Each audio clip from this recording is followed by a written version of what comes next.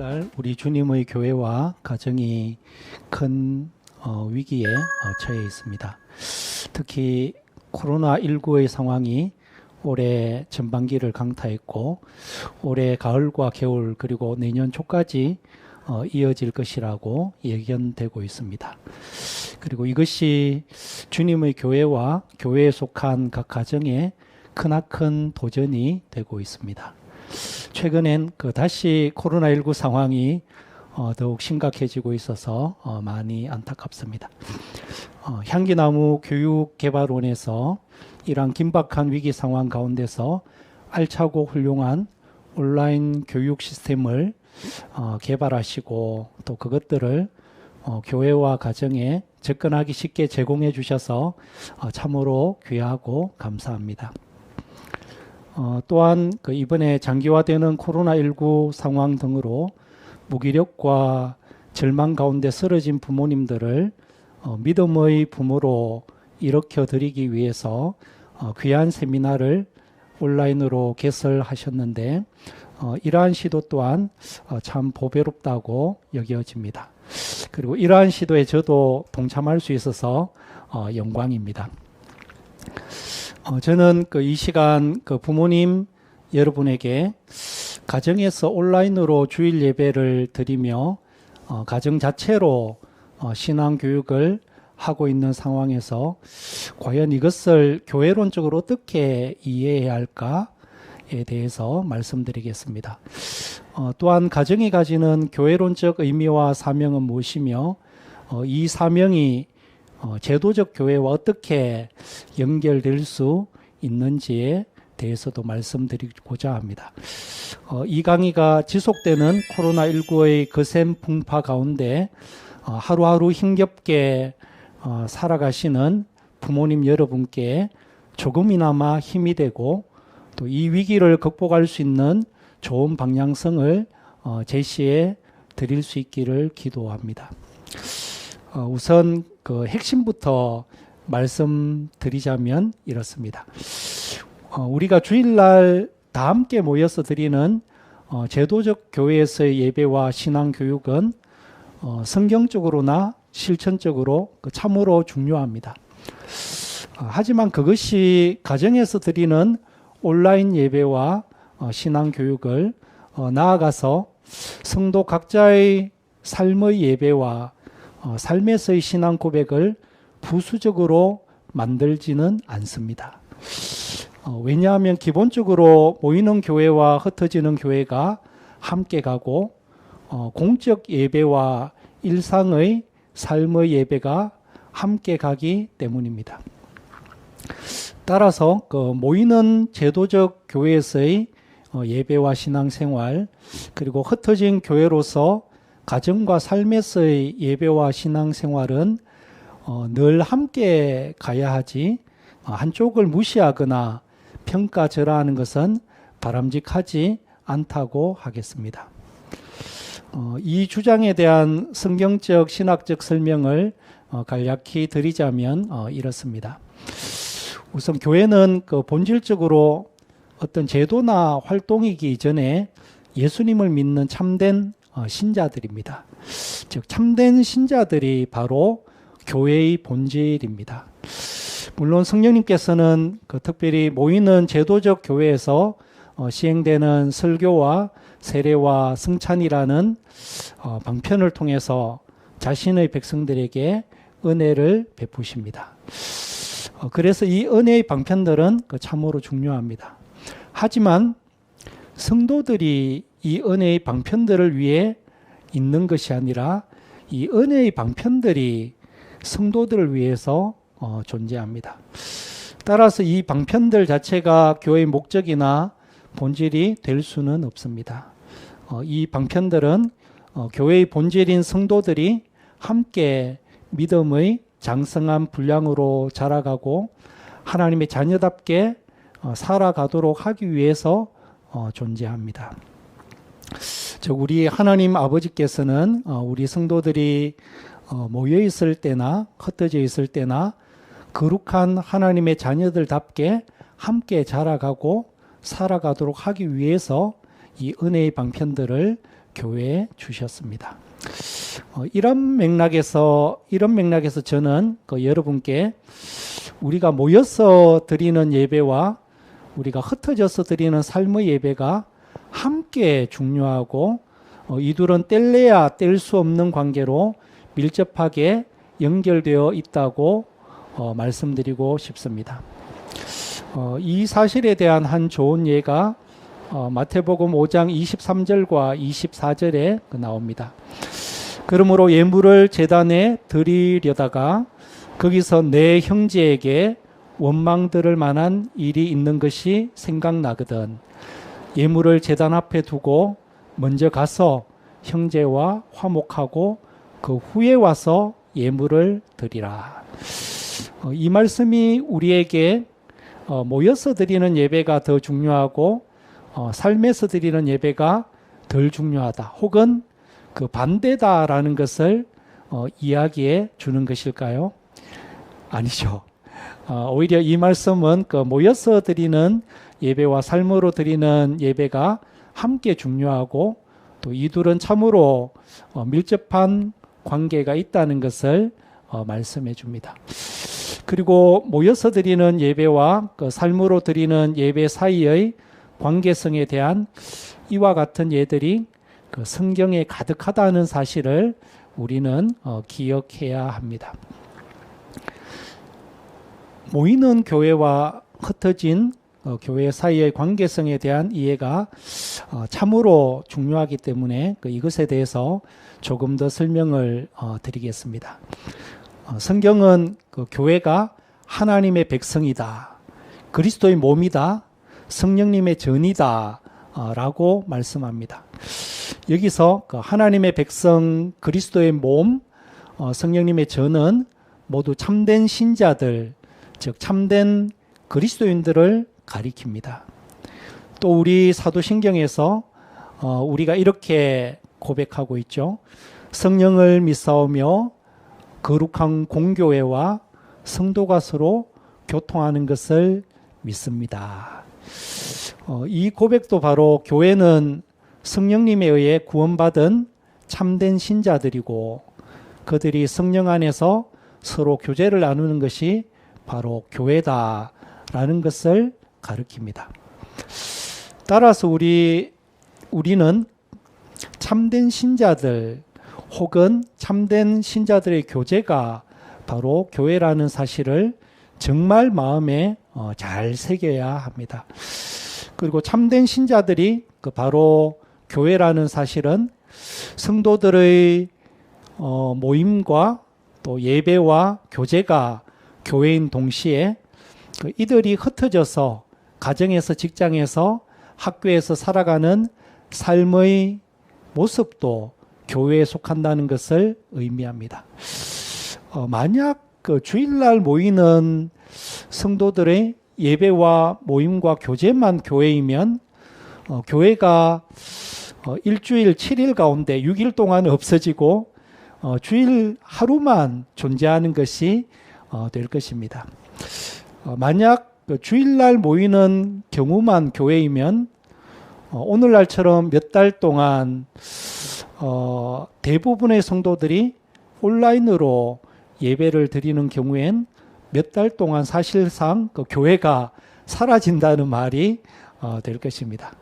하지만 우리가 명심해야 할 점은 성도들이 바로 교회이기 때문에 성도들의 예배와 교제는 모여 있을 때도 이루어지지만 동시에 흩어져 있을 때도 이루어진다는 사실입니다.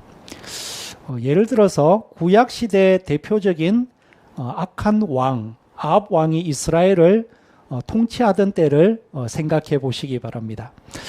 아합 왕과 그 아내 이세벨 때문에 거의 모든 이스라엘 백성들이 바알과 아세라를 섬기는 우상 숭배에 빠졌습니다. 특히 모여서 함께 드리는 모든 공적인 예배가 사라졌습니다. 그러면 그때 하나님의 교회가 완전히 없어진 것인가? 이 질문을 던질 수 있는데 어떻습니까? 결코 그렇지 않습니다. 로뎀나무 아래에서 하나님께 참된 신자들이 모두 사라졌고 자기 혼자만 남았는데 자기도 이제 죽고 싶다고 말하는 엘리야에게 하나님은 자신이 남겨놓은 참된 신자들 7,000명, 즉 바알과 아세라 우상에 무릎 꿇지 않은 7,000명이 남아 있다고 말씀하셨습니다. 바로 공적 예배가 완전히 막혔고 모두 흩어져 있지만 그 7,000명의 참된 신자들, 즉 하나님의 교회가 하나님에 의해서 남아 있다는 말씀입니다. 아합과 엘리야 시대와 같은 예를 특수한 예외의 경우라고 쉽게 넘겨버리지 말아야 하는 이유가 있습니다. 그것은 바로 이러한 시련의 때에 교회의 본질이 더 분명하게 드러나기 때문입니다. 여기서 그 성도들이 흩어져서 살아갈 때 드리는 삶의 예배에 대해서도 잠시 설명을 드리겠습니다. 특히 로마서 12장 1절부터의 말씀이 이 삶의 예배의 성격에 대해서 잘 알려줍니다. 그러므로 형제들아 내가 하나님의 모든 자비하심으로 너희를 권하노니 너희 몸을 하나님이 기뻐하시는 거룩한 산 제물로 드리라. 이는 너희가 드릴 영적 예배니라. 즉 우리의 몸을 우리의 마음과 삶을 하나님께서 기뻐하시는 거룩한 뜻을 위해서 우리의 삶의 모든 영역에서 온전히 헌신하는 것이 바로 참된 삶의 예배라는 말씀입니다. 그리고 로마서 12장 5절 이후에 보면 이러한 삶에서의 예배는 삶에서의 성도의 교제와 또한 직결되는 것을 알 수가 있습니다. 그리고 로마서 12장부터 로마서 16장까지는 삶에서의 예배와 삶에서의 교제에 대한 구체적인 권면의 말씀으로 가득합니다. 또한 그 로마서 12장 이전의 말씀들도 모두 삶에서의 영적 예배와 교제의 기초와 실천에 밀접하게 연결되는 내용들이라 할 수 있습니다. 성도들이 바로 교회이기 때문에 우리 성도들이 모여 있을 때나 흩어져 있을 때나 교회로 살아가는 것입니다. 또한 모여서 드리는 예배와 교제, 그리고 흩어져서 드리는 예배와 교제가 함께 교회의 중심을 이룹니다. 이것은 로마서뿐 아니라 여러 서신서들과 성경 전체의 가르침의 핵심입니다. 여기서 제가 참으로 바라기는 우리가 모여있을 때뿐만 아니라 흩어져 살아갈 때에도 우리가 바로 교회이기 때문에 우리는 늘 교회의 일원으로 살아간다는 점을 여러분이 마음에 잘 새기셨으면 정말 좋겠습니다. 그러면 어떤 분은 이런 질문을 할 수 있을 겁니다. 모이는 교회와 흩어진 교회가 함께 중요하고 서로 밀접한 관계성을 갖고 있다고 할지라도 그래도 그 둘 중에 하나가 그 다른 하나보다 시간적으로 먼저이거나 중요성에 있어서 우선일 것 같은데 무엇이 먼저인가? 무엇이 중요합니까? 라고 질문할 수 있겠죠. 즉, 모이는 교회가 먼저냐, 흩어지는 교회가 먼저냐, 혹은 모이는 교회가 더 중요하냐, 흩어지는 교회가 더 중요하냐라고 질문할 수 있을 것입니다. 이 질문과 유사한 유명한 질문이 있는데 혹시 어떤 질문일까요? 그것은 닭이 먼저냐, 알이 먼저냐라는 질문입니다. 어느 것이 먼저였을까요? 닭일까요? 알일까요? 모든 닭은 알에서 나오고 또 모든 알은 닭에서 나오므로 이것은 참으로 답하기 어려운 문제입니다. 이 토론은 고대 그리스 철학자들이 인과관계, 원인과 결과의 관계를 파악하는 일의 어려움을 강조하기 위해서 그 문제를 제기한 이래로 그 2000년 동안이나 지속되어 오는 토론입니다. 그러나 그 최근에 그 호주에 있는 퀸즐랜드 대학과 닐 연구소의 과학자들은 이 질문에 대한 자신들의 답을 얻었다고 합니다. 듣고 보면 싱거운 답인데 그들에게는 매우 심오한 답이라고 합니다. 그 답은 둘 다 먼저 올 수 있다라는 것입니다. 그 답을 낸 이유는 원인과 결과의 관계, 즉 인과관계는 한 사건이 다른 사건으로 이끄는 것처럼 항상 직설적이지 않고 복합적인 경우가 많기 때문이라고 합니다. 근데 모이는 교회가 먼저냐, 흩어진 교회가 먼저냐는 질문도 이와 같은 맥락의 질문이고 그것에 대한 답도 이와 같은 맥락의 답이 주어질 수 있다고 하겠습니다. 구약의 교회를 생각해 보든지 그 신약의 교회를 생각해 보아도 모이는 교회가 먼저냐, 흩어진 교회가 먼저냐는 답은 어렵고 닭이 먼저냐, 알이 먼저냐에 대한 답처럼 둘 다 먼저 올 수 있다고 하겠습니다.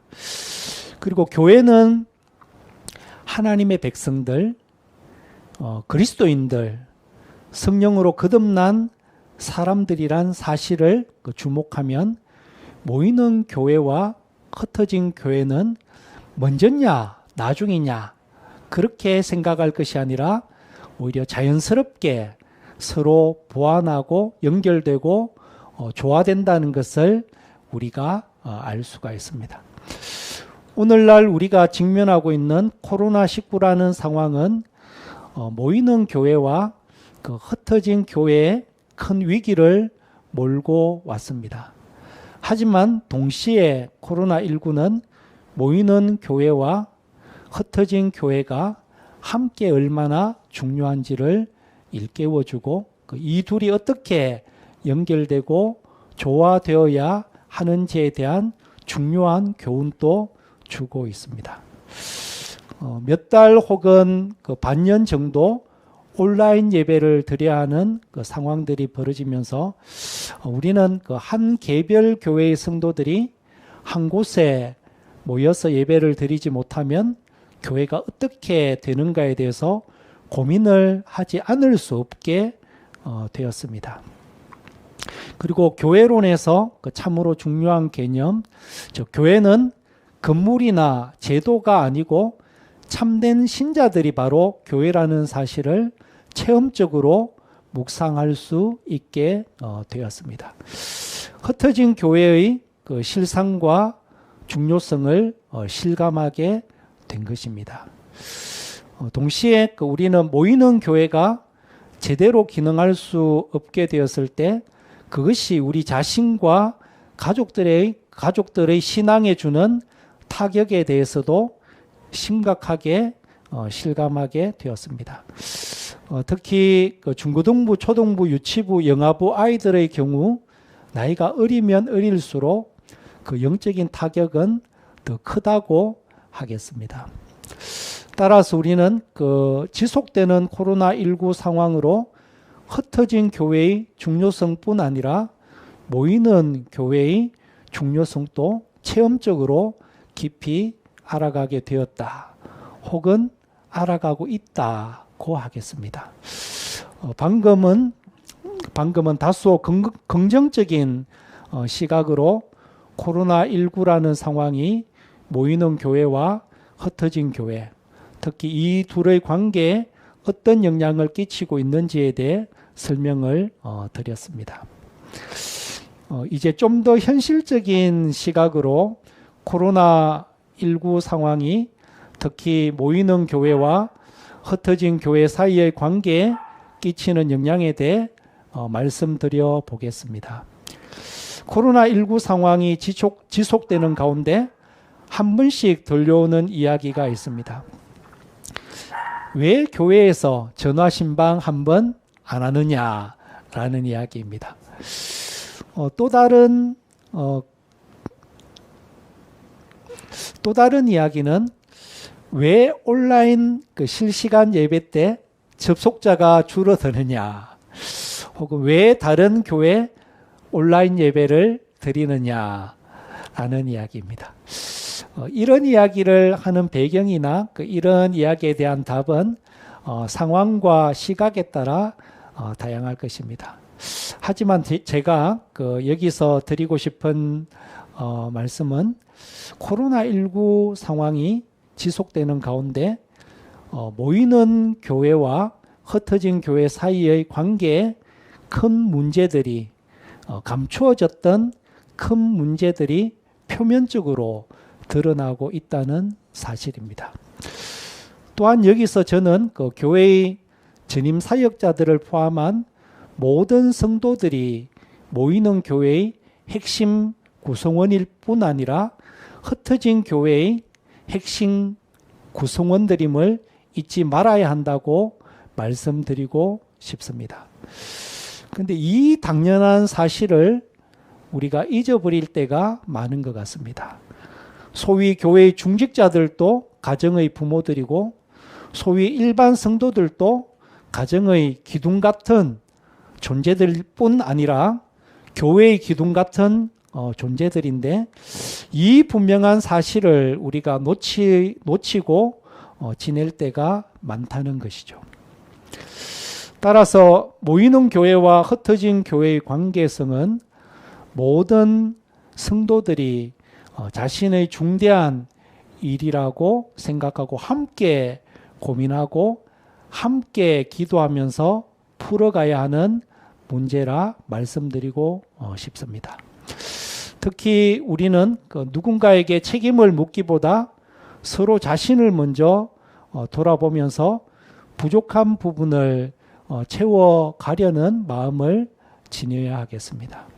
그럴 때 우리는 근본적인 문제들을 해결해 갈 뿐 아니라 이러한 위기의 때 모이는 교회와 흩어진 교회 사이의 아름다운 관계성을 일구어 갈 수 있을 것입니다.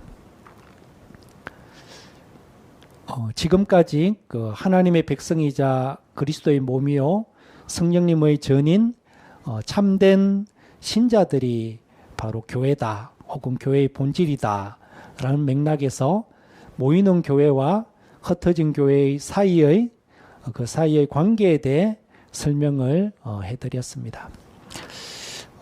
그러면 이제 첫째로 모이는 교회의 중요성에 대한 설명을 좀 더 구체적으로 해드리고, 이어서 둘째로 흩어진 교회의 중요성에 대해서도 좀 더 구체적으로 설명을 해드리겠습니다. 그리고 셋째로 모이는 교회와 흩어진 교회가 갖는 관계상의 중요성에 대해서도 좀 더 구체적으로 설명을 드리도록 하겠습니다. 앞에서 말씀드린 내용과 다소 겹쳐지는 내용도 있겠지만 집중해서 잘 들어주시면 감사하겠습니다. 첫째, 모이는 교회가 왜 중요할까에 대해 생각해 보겠습니다. 모이는 교회가 왜 중요하겠습니까? 에베소서 4장에서 말씀하듯이 하나님께서는 모이는 교회 가운데 특별히 말씀 사역자들을 세워주셨고, 이들이 설교와 세례와 성찬을 수종드는 것을 통해서 성도들에게 은혜 베푸시기를 기뻐하셨습니다. 그리고 성령님께서는 이 설교와 세례와 성찬을 은혜의 방편으로 사용하셔서 실제 모여있는 성도들에게 놀라운 은혜를 베푸십니다. 그래서 하나님과 그 아들 예수 그리스도를 아는 지식에 있어 우리가 함께 자라게 하시며 영적으로 하나 되게 하십니다. 또한 세상의 욕심과 유혹과 가치에 우리 성도들이 개인적으로든 공동체적으로든 마음을 빼앗기거나 흔들리지 않게 하십니다. 나아가서 예수 그리스도를 믿고 예수 그리스도를 닮아가는 성도들이 세상의 빛과 소금이 되게 하심으로 세상에 하나님의 왕되심과 하나님이 기뻐하시는 뜻들을 하나님의 말씀으로 그리고 성도들의 선한 행실로 선포하게 하십니다. 이처럼 모이는 교회는 성도들의 신앙의 성장과 훈련을 위해 참으로 중요합니다.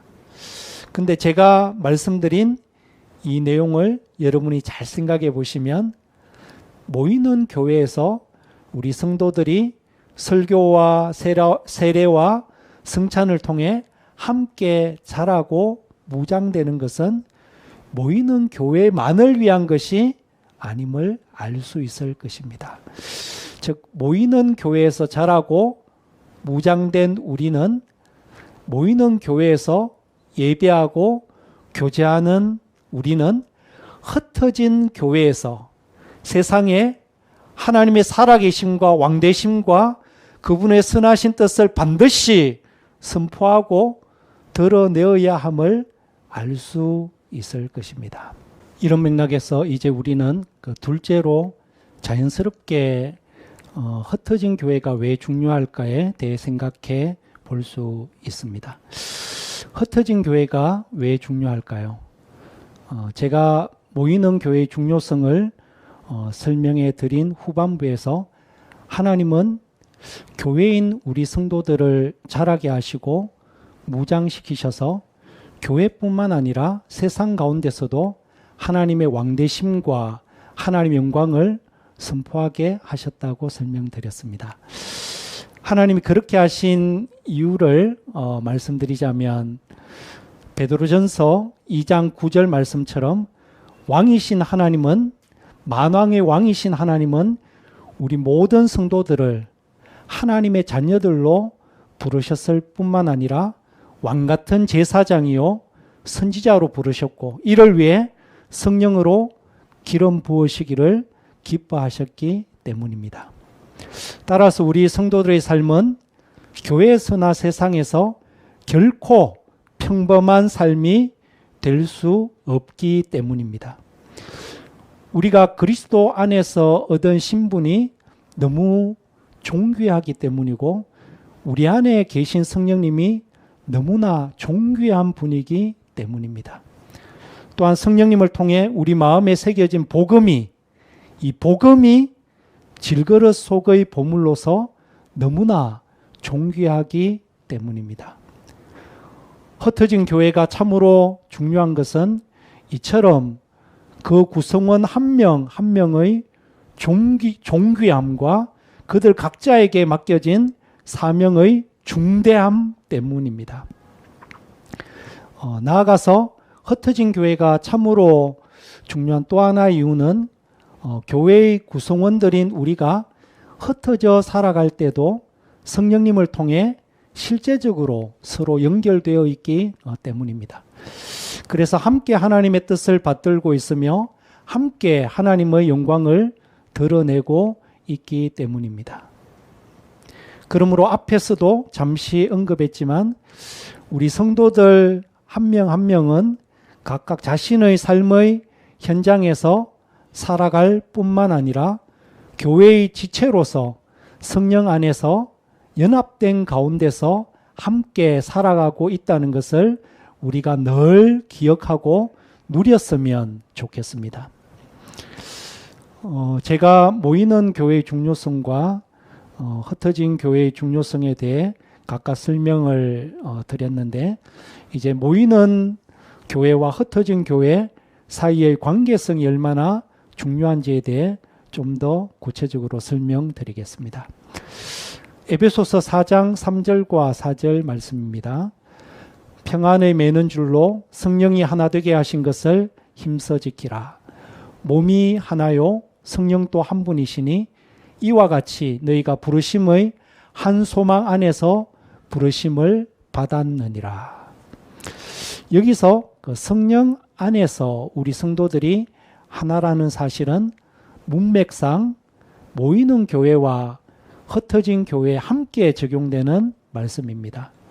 같은 맥락에서 여러분들이 신약의 여러 서신서들을 떠올려 보시면 모든 서신서들은 예배와 교제와 가정의 삶과 개인적 삶을 모두 함께 다루고 있습니다. 그리고 꼭 예배, 교제, 가정, 삶과 같은 어떤 순서를 정해놓고 있지 않습니다. 서로 맞물려 있습니다. 그리고 서신서들을 받은 각각의 교회의 사정에 따라서 그 강조점은 조금씩 다릅니다. 하지만 모이는 교회와 흩어진 교회는 언제나 함께 다뤄지고 있습니다.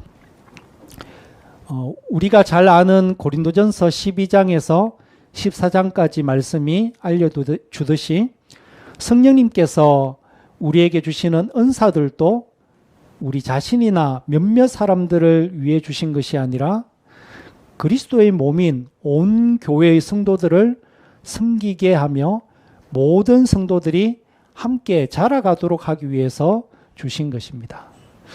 또한 그 말씀은 우리에게 이런 사랑의 섬김을 위해서 성령님의 은사들을 사모하고 믿음으로 하나님께 구하라고 하십니다. 그런데 우리에게 성령님의 뜻대로 나누어 주시는 이런 은사들도 모이는 교회만을 위한 것이 아니라 흩어진 교회를 위한 것이기도 하다는 점을 우리는 기억해야 합니다. 왜냐하면 성도들은 모여 있을 때나 흩어져 있을 때나 성령님 안에서 서로 교제를 나누고 있고 기도와 관심과 사랑의 실천으로 서로를 섬기고 있기 때문입니다. 동시에 성도들은 모여 있을 때나 흩어져 있을 때나 함께 하나님의 뜻을 받들어 어두운 세상을 밝히는 빛으로서 맞설 이런 세상에 맞설 내는 소금으로서의 역할을 감당하기 때문입니다. 우리는 지금까지 그 성경적 교회론의 뿌리를 모이는 교회와 흩어진 교회 그리고 이 둘 사이의 관계성이라는 관점에서 나아가서 그 중요성이라는 관점에서 생각해 보았습니다. 이제 이러한 그 성경적 교회론의 뿌리를 잘 내리는 가운데 오늘날 우리 교회와 가정에 다가오는 거센 풍파를 구체적으로 어떻게 이겨낼 수 있을까에 대해 함께 생각해 보겠습니다. 먼저 그 모이는 교회라는 측면에서 오늘날 우리 교회와 가정에 다가오는 거센 풍파를 어떻게 이겨낼 수 있을까에 대해 함께 생각해 보겠습니다. 모이는 교회 혹은 제도적 교회는 코로나19라는 상황을 맞이하기도 전에 이미 많은 문제점을 가지고 있었습니다.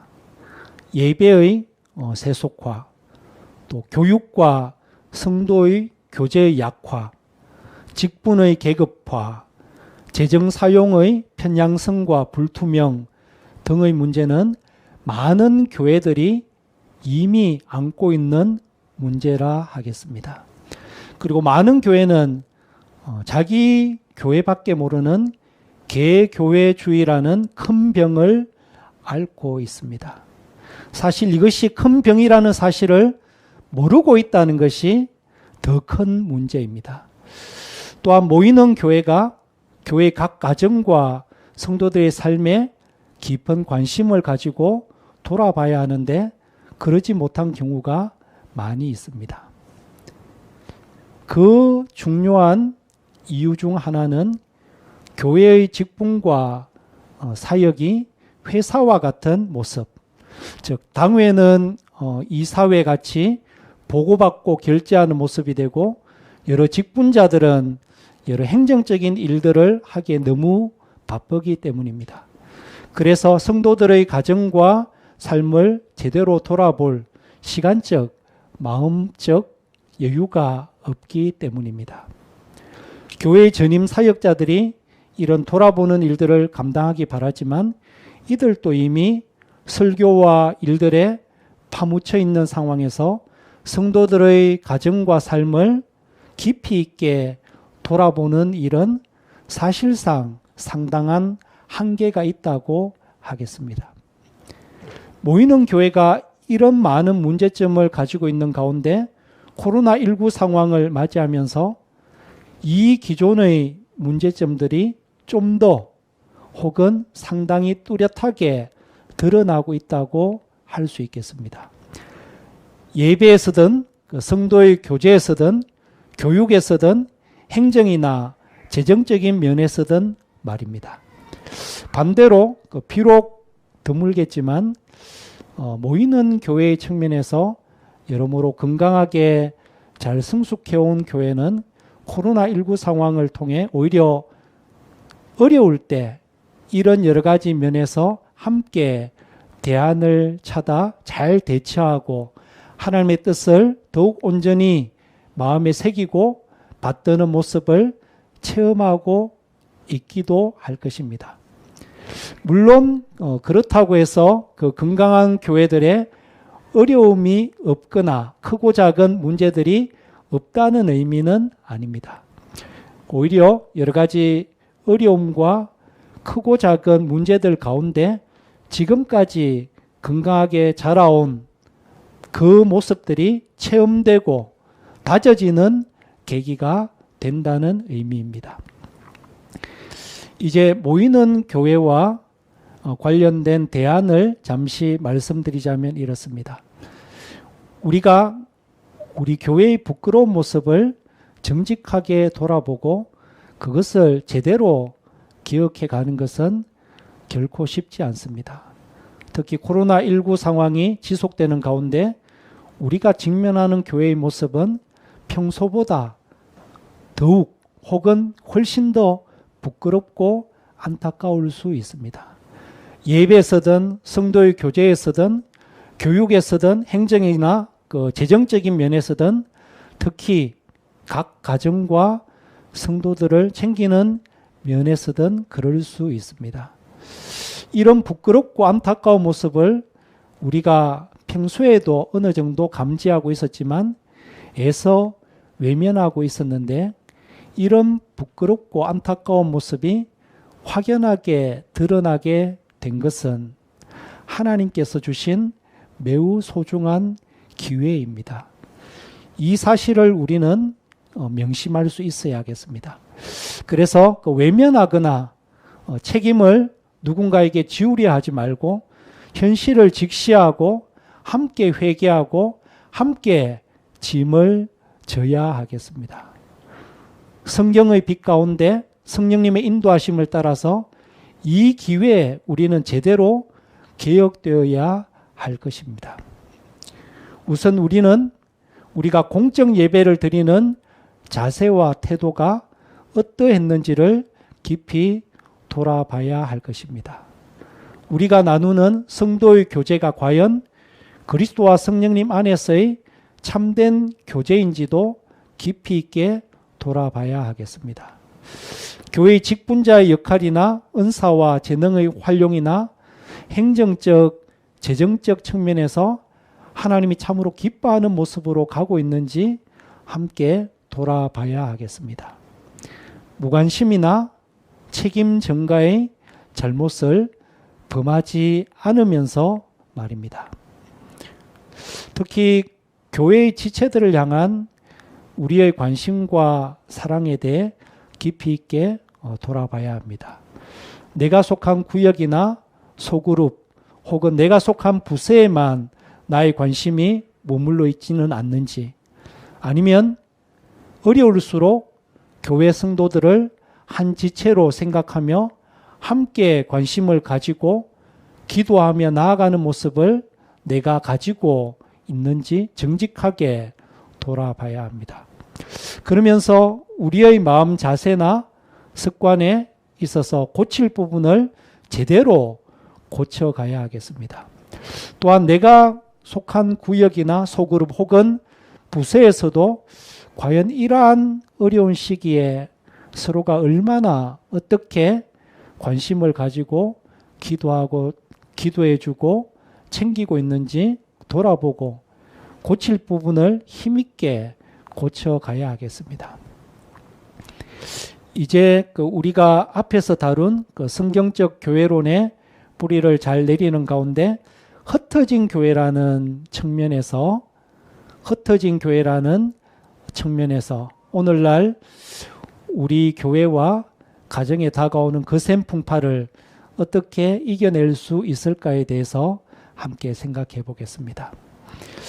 흩어진 교회라는 측면에서도 우리는 기존의 여러 어려움들과 함께 코로나19라는 새로운 거센 풍파를 맞이하고 있습니다. 흩어진 교회라는 측면은 원래부터 모이는 교회라는 측면보다도 더욱 연약한 측면이고 문제가 많았던 측면이었습니다. 모이는 교회가 개교회주의와 성도들의 가정과 삶을 잘못 챙기는 가운데 있었다면 흩어진 교회, 즉 각 가정과 각 성도들은 대개 개가정주의 혹은 개인주의의 잘못에 빠져 있다고 할 수 있습니다. 무엇보다 하나님 앞에서 살아가는 각 성도와 각 가정의 모습, 그 모습 가운데 거룩함이 있어야 하는데 세상에 너무 물들어 거짓과 탐욕과 불의에 빠져 있는 경우가 많다고 하겠습니다.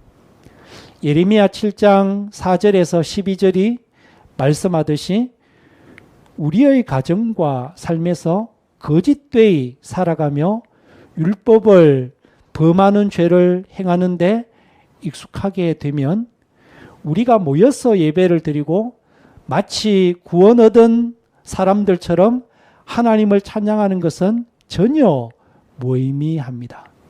오히려 거짓된 예배를 드리는 것이 되며 거짓된 위로를 받아서 더 많은 가증한 일을 행하고자 하는 그런 모습밖에 되지 못합니다. 이제 이런 이해 가운데 흩어진 교회를 위한 대안을 잠시 말씀드려 보자면 이렇습니다. 사실 한국교회 안에서도 이 흩어진 교회의 측면을 보완하기 위해서 제자훈련이나 평신도 사역자 훈련 혹은 가정교회 운동이나 목장교회 등의 형식으로 여러 가지 다양한 시도들이나 노력들이 있어 왔습니다. 하지만 이런 시도들이나 노력들의 그 한계는 대부분 시간이 갈수록 참된 제자와 참된 신자의 모습이 어떠해야 하는지, 그리스도인의 가정의 모습이 어떠해야 하는지, 참된 교회의 모습이 어떠해야 되는지 거기에 초점을 맞추기보다는 프로그램 자체에 초점을 맞추는 쪽으로 흘러갔다는 것입니다. 그래서 결국 교회의 수적 성장을 위한, 숫자적인 성장을 위한 하나의 도구로 전락하는 경향이 높다는 것입니다. 그것을 의도했던 안 했던 말입니다. 하지만 성경은 언제나 우리가 특별히 참된 신자의 모습, 참된 제자의 모습이 어떠해야 하는지에 초점을 맞추기를 원합니다. 또한 온전한 그리스도인의 그 가정의 모습이 어떠해야 하는지에 초점을 맞추기를 참으로 원합니다. 그러므로 우리는 그 사랑의 하나님이시자 공의와 진실의 하나님이신 우리 아버지 하나님께서 성경 말씀을 통해서 우리가 어떠한 모습으로 자라가기를 원하시는지 제대로 알아야 합니다.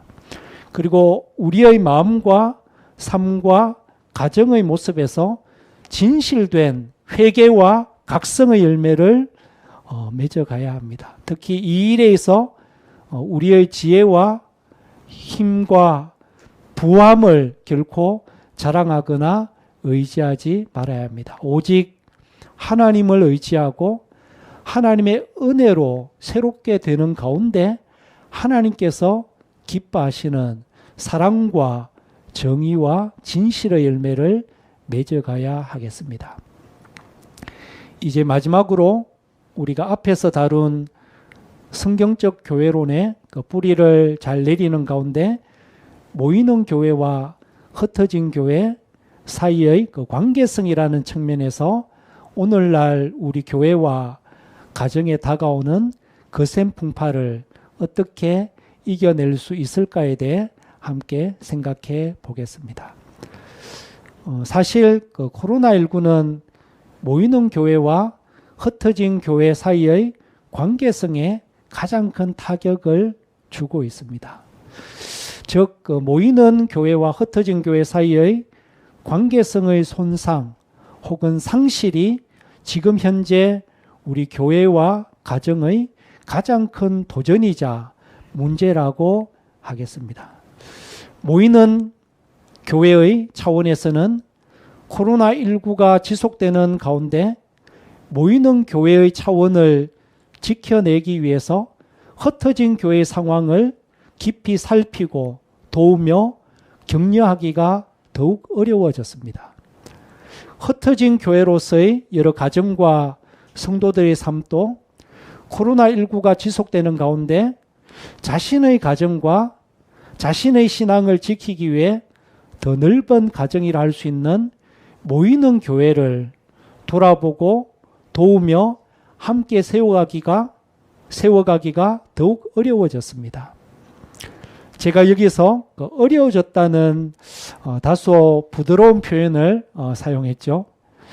하지만 사실 코로나19가 지속되면서 넓은 의미의 가정으로서 교회와 그 지체들로서의 각 가정과 각 성도 사이에는 서로 이해하고 도우며 함께 지어져 가기보다는 서로 의심하고 비판하며 멀어지는 경향이 짙어지고 있다고 조금 더 직설적으로 표현할 수도 있겠습니다. 그러다 보니 결국 어떤 문제들의 책임을 서로에게 떠넘기는 상황이 더욱 짙어지는 모습이 많은 것 같습니다. 이제 이에 대한 대안을 잠시 말씀드리자면 이렇습니다. 우선 우리는 성경적으로 교회를 넓은 의미의 가정으로 생각하고 각 가정은 그 넓은 의미의 가정 안에 있는 작은 가정으로 진심으로 생각하면 좋겠습니다. 같은 맥락에서 넓은 의미의 가정인 교회는 좁은 의미의 각 가정들로 구성되어 있다고 생각할 수 있을 것입니다. 따라서 우리는 그 넓은 의미의 가정인 교회 안에 나의 가정이 어떤 위치에 있고 어떤 모습이며 어떤 역할을 하고 있는지 지속적으로 돌아봐야 하겠습니다. 또한 넓은 의미의 가정인 교회의 차원에서는 교회를 구성하고 있는 각 가정들의 다양성을 존중하고 세워주고 도와주고 그런 가운데 각 가정들이 얼마나 잘 연결되어 있는지 돌아보고 이 연합을 격려하며 권면해 가야 하겠습니다. 이런 영적인 안목 가운데 부모님 여러분들이 코로나19와 같은 상황 속에서도 자신의 가정을 믿음으로 잘 지켜가고 세워가고 계신다면 여러분은 넓은 의미의 가정인 교회를 지탱하는 튼튼한 기둥 같은 역할을 하고 있다고 진심으로 말씀드리고 싶습니다. 또한 그리스도의 몸인 교회의 한 중요한 지체로서 그리스도께서 교회를 통해 세상 가운데 행하시는 크신 역사를 그 지체인 여러분의 가정이 놀랍게 수종들고 체험하고 있다고 말씀드리고 싶습니다. 그래서 저는 여러분이 지금 자신이 생각하는 것보다 훨씬 크고 놀라운 일을 행하고 계신다고 꼭 말씀드리고 싶습니다. 그러니 반드시 힘을 내셔야 한다고 말씀드리고 싶습니다.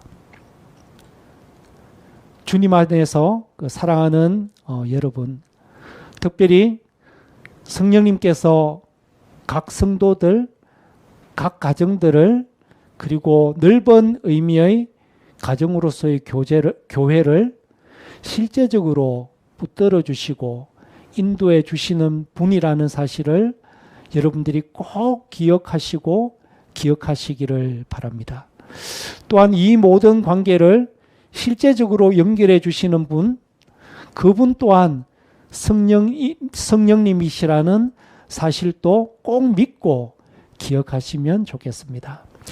그래서 여러분이 성령님께서 말씀을 통해 그리고 우리의 기도 가운데 깨닫게 해주시고 인도해 주시는 손길을 실제적으로 잘 따라가시면 좋겠습니다. 그 가운데 성령님의 붙들어 주시고 세워주시고 연합시켜 주시는 은혜를 풍성히 체험하고 누리는 길로 힘있게 나아가야 하겠습니다. 그래야 일이 제대로 되어집니다. 사랑하는 성도 여러분, 존경하는 부모님 여러분, 저는 오늘날 큰 풍파 가운데 있는 교회와 가정이 어떻게 이 상황을 극복해 가야 할지에 대해서 교회론 차원에서 큰 그림을 여러분에게 그려드리고자 했습니다.